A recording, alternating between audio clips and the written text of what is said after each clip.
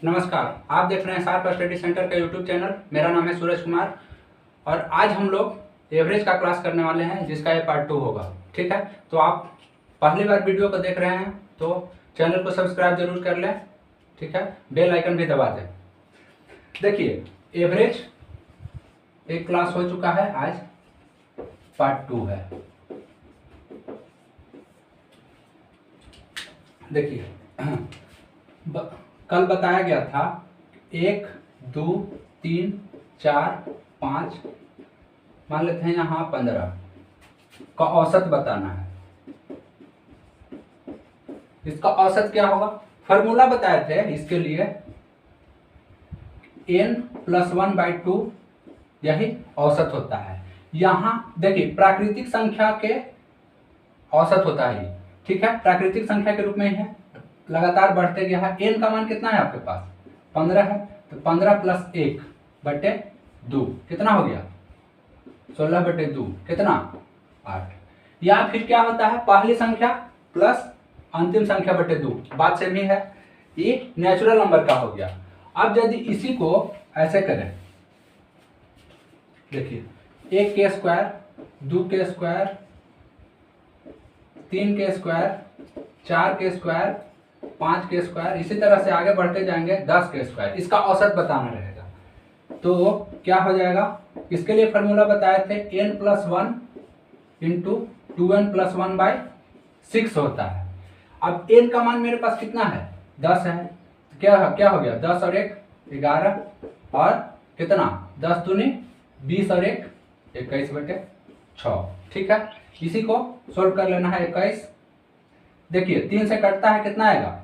ये 7 पर जाएगा और ये 2 पर जाएगा, कितना? 77/2।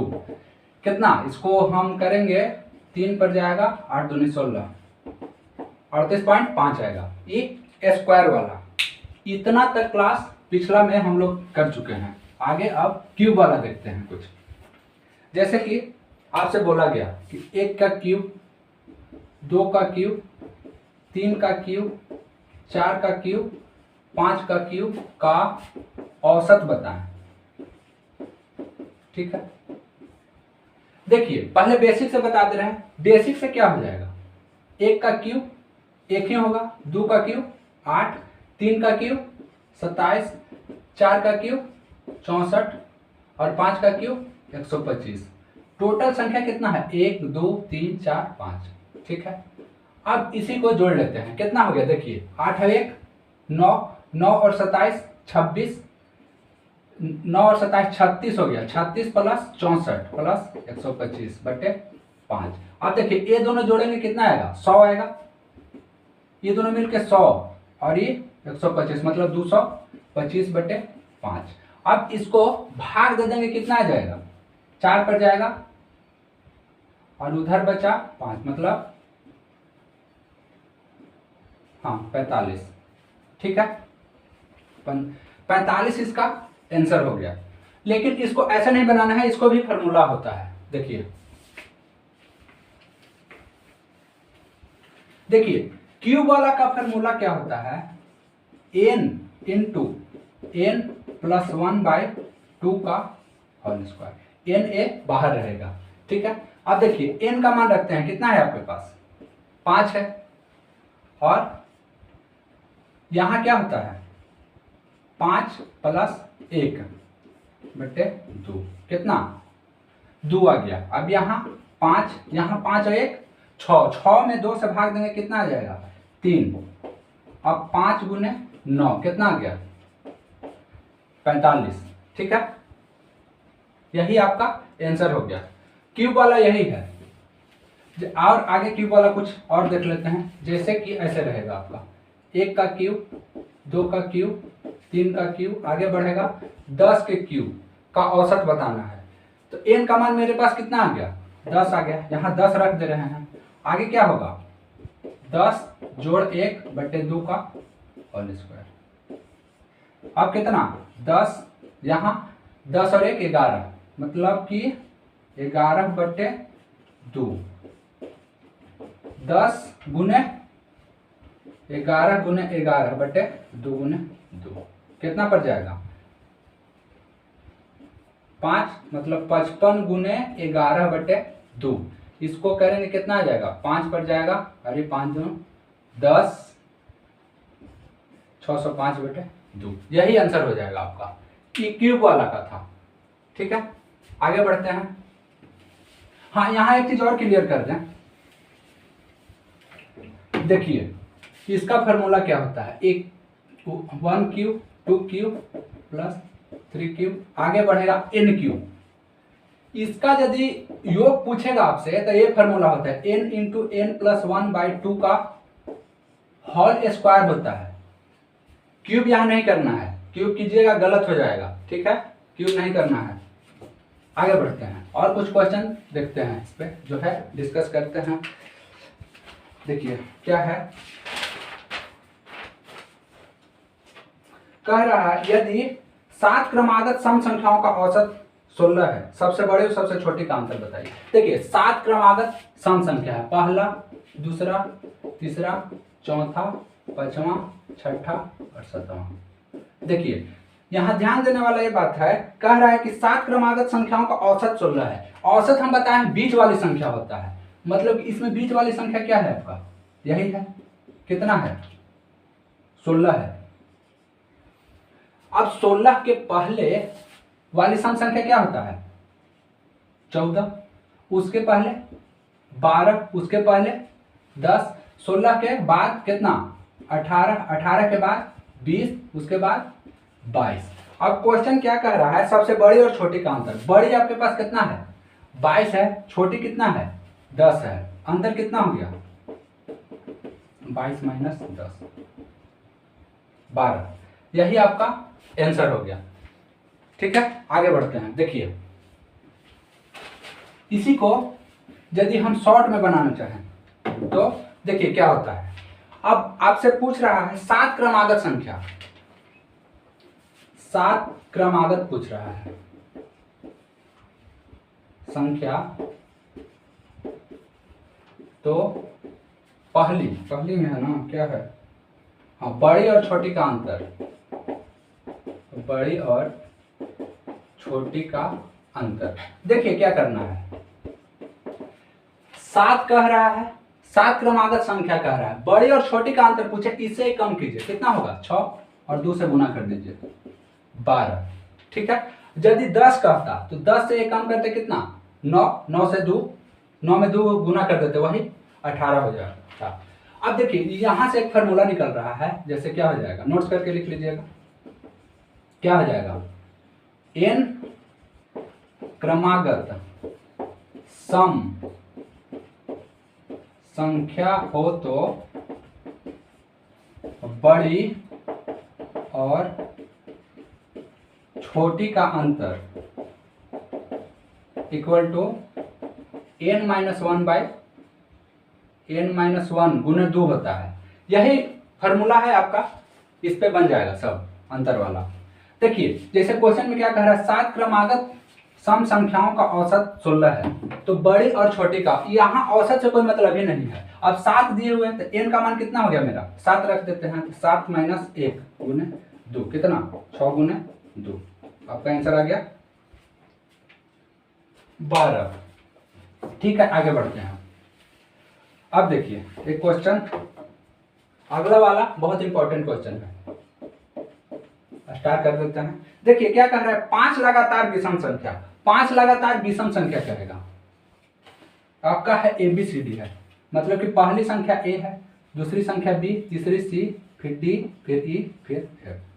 देखिए इसको यदि हम K मानेंगे या X में मान सकते हैं, कोई दिक्कत नहीं, हम K माने हैं, तो अगली विषम संख्या क्या होगा, K प्लस 2। अब यहाँ कुछ को दिक्कत हो सकता है, देखिए क्या होगा, जैसे हम पहली संख्या 1 मानेंगे तो अगली संख्या क्या मानेंगे, 3 मानेंगे, कितना बढ़ा, 2 ही बढ़ा रहा है। फिर अगला क्या, कितना मानना पड़ेगा हमको, 5 मानना पड़ेगा, मतलब कितना बढ़ा, 2 का ही गैप जाता है। ठीक है, यहाँ देखिए K माने थे तो K में 2 जोड़ दिए, आगे K में कितना जुटेगा, फिर यहाँ 2 जुटेगा, मतलब 4 हो गया, आगे K प्लस 6, फिर K प्लस 8 और K प्लस 10। अब ध्यान दीजिएगा क्या है, औसत हम क्या बताए हैं, बीच वाली संख्या ही औसत कहलाती है।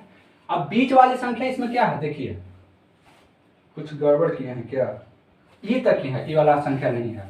बीच वाली संख्या आपके पास क्या है? ए वाला है, सी है, ठीक है।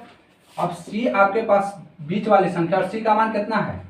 k+4 है। लेकिन ध्यान दीजिएगा, के हम माने हैं, एग्जैक्ट वैल्यू के है नहीं। अब के हम किसके लिए माने हैं? ए के लिए माने हैं। तो यहां से क्या हो जाएगा? औसत इक्वल टू a+4, यही आपका आंसर हो जाएगा। क्या किए हैं? बीच वाली संख्या k+4 है, और बीच वाली संख्या ही औसत कहलाती है। के हम नहीं मान सकते क्योंकि के का जो वैल्यू आएगा वो आंसर होगा। के हम किसके लिए माने थे? ए के लिए माने थे, वही आपका आंसर है a+4, ठीक है, यही आंसर है आपका। अब आगे बढ़ते हैं।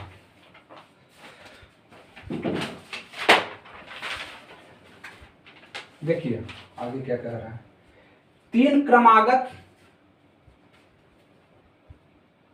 तीन संख्याओं का औसत 154 है। पहली संख्या दूसरी से दुगनी तथा दूसरी संख्या तीसरी से दुगनी है। तीन संख्या है, पहला, दूसरा, तीसरा।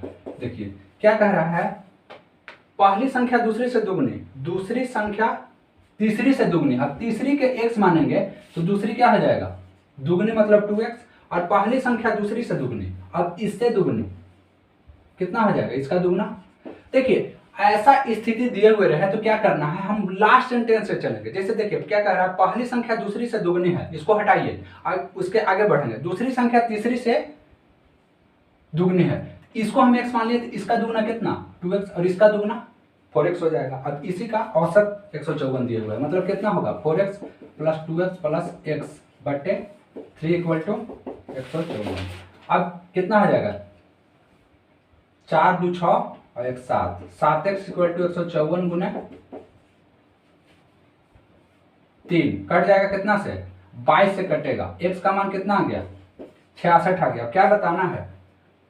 पहली संख्या कौन सी है? पहली संख्या क्या माने हैं हम? 4x है। पहली संख्या 4x, मतलब कि 4 गुने 66 कितना पड़ जाएगा? 6 को 24, 24 और 2 26, 264, यही आपका आंसर हो जाएगा।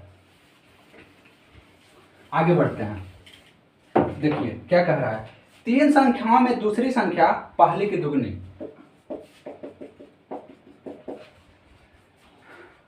तीन संख्याओं में दूसरी संख्या पहले की दुगनी तथा तीसरी संख्या की तिगुनी है। देखिए हम बताएं कि लास्ट वाला से चलना है। अब इसको ऐसे कीजिए, तीसरी की तिगुनी कह रहा है, तिगुनी मान लेते हैं। अब क्या कह रहा है कि दूसरी संख्या पहले की दुगनी है। दूसरी संख्या पहली नहीं, कुछ गड़बड़ किए हैं, फिर से देखते हैं। तीन संख्याओं में दूसरी संख्या पहले की दुगनी, दूसरी संख्या पहले की दुगनी तथा तीसरी संख्या की तिगुनी है, ये तिगुनी है। अब क्या कह रहा है, दूसरी संख्या पहले की दूनी है। अब इसका दूना मानेंगे तो मतलब यहाँ 1.5 मानना पड़ेगा। तो हम 1.5 ना मान के सब में 2 से गुना कर लेते हैं। कितना हो जाएगा? 2 से गुना करेंगे तो ये 3 हो जाएगा, और ये 6 हो जाएगा, और ये 2 हो जाएगा। फिर से चेक करके देख लीजिए क्या कह रहा है।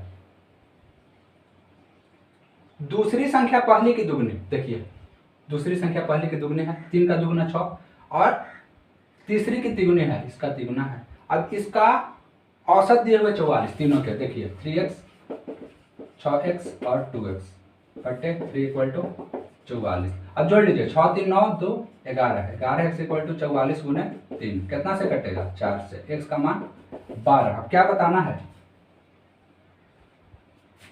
पहली और तीसरी का अंतर। देखिए पहली और तीसरी का अंतर, पहली माइनस तीसरी कितना है? पहली का मान 3x है, 2x है, x का मान x मेरे पास कितना आया है? 12 है, वही आंसर हो गया।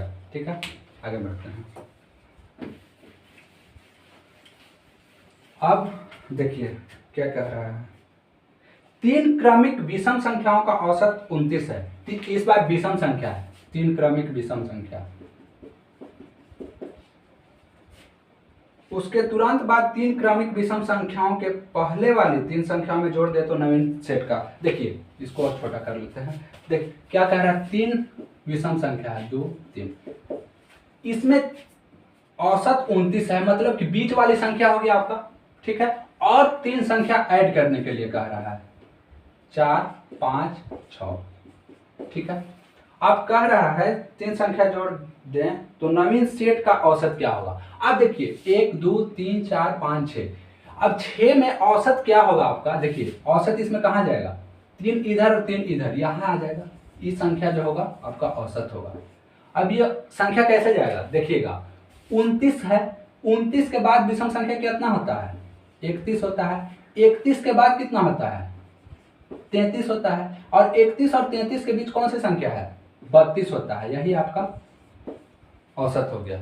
ठीक है, और यदि डिटेल में बनाना चाहिएगा क्या हो जाएगा, डिटेल में 29 के पहले कितना होता, 27, फिर 33 के बाद 35, 35 के बाद 37, यहां से एवरेज निकाल लेते कितना हो जाता, 27 प्लस 37/2, यहां से कर लीजिएगा, जोड़िएगा 64 ही आएगा ना, 64/2 कितना आ जाएगा, 32 भी आ जाएगा, लेकिन उतना करने की जरूरत है नहीं, इतना ही में आंसर हो जाएगा। ठीक है, आगे बढ़ते हैं।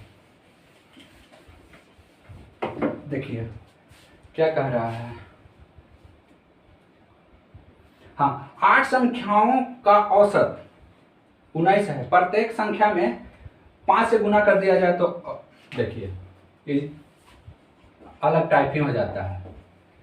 कह रहा है यदि औसत आपका कुछ दिए हुए रहेगा, औसत n हो, इसको नोट्स करके लिख लीजिएगा, n हो, प्रत्येक संख्या में x जोड़ा जाए,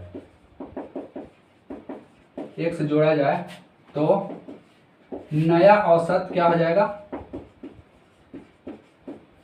n प्लस x हो जाएगा। ठीक है, औसत कुछ दिए हुए रहेगा, उसमें जितना जोड़ा जाए उतना जोड़ देंगे पूरा औसत में, घटाया जाए घटा लेंगे, गुना करने का है गुना कर लेंगे, भागा करने का है भागा कर लेंगे। जैसे देखिए क्वेश्चन में क्या कर रहा है, 8 संख्याओं का औसत कितना है, 19 है, प्रत्येक संख्या में 9 गुना कर लेंगे, प्रत्येक संख्या में 9 से गुना कर लेंगे। देखिए यहाँ क्या हो जाएगा, औसत n हो, प्रत्येक संख्या में n गुना हो तो नया औसत क्या हो जाएगा, n गुने x, यही हो जाएगा कितना, 95, यही आपका आंसर हो गया। ठीक है, यही है औसत दिए हुए रहे, प्रत्येक संख्या में जितना जोड़ने का है पूरा में हम जोड़ लेंगे, गुना करने का है गुना कर लेंगे, घटाने का है घटा लेंगे, भागा करने का है भागा कर लेंगे। चलिए आगे देखते हैं, 7 संख्याओं का औसत कितना है, 23 है, अब प्रत्येक संख्या में 7 जोड़ने के लिए कह रहा है तो 7 जोड़ लीजिए, सीधे सीधे आंसर हो गया। ठीक है,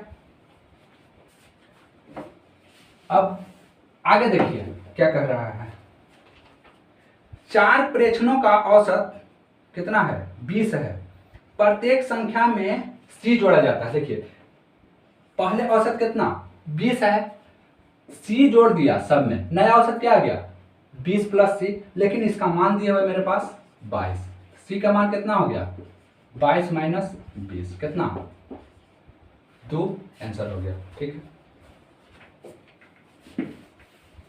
आगे बढ़ते हैं।